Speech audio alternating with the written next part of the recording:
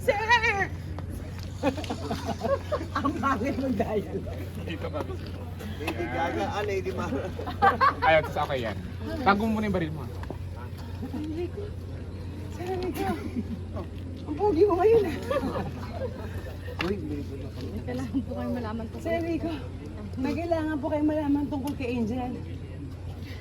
Hindi ba? Ano nangyayari sa'yo? Ilang araw ka na naman hinahanap. Alam mo na ko, mahabang kwento, bebe. Pero ang mahalaga, may kasama akong taong, may kasama akong tao na nakakaalam ng lahat. Teka, nakilala kita. Alfred? Marvin! Marvin! Vargas? Alfred, diba? Alfred, diba? Diba, ikaw yung kaibigan ni Tisoy?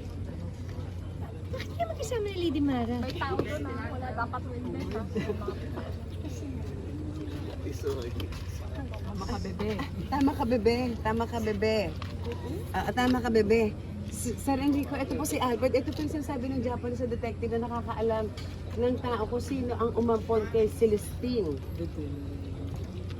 Enrico. Nahanap mo nang Nahanap mo na yung nawawala ko. Yes. Sino gusto sa kanya?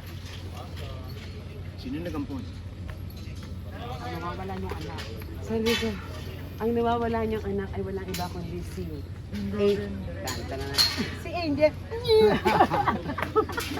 Ni! Esmiski. Ako po. Si Angel. Angel? Ito po. Ano nangyari? Teka. Pinaampun sa akin ni Tisoy si Angel bago siya namatay. Pero ang sabi niya sa akin, anak niya si Angel. Hindi yan totoo, bebe. Gawa-gawa lang namin yun ni Tisoy.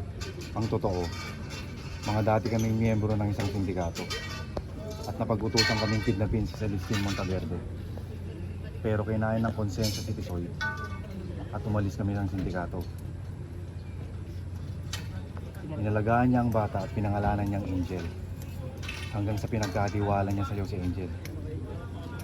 Bagay talaga siya magsalita. Yun yung character ni Alfred. This is so sweet. Sir Enrico,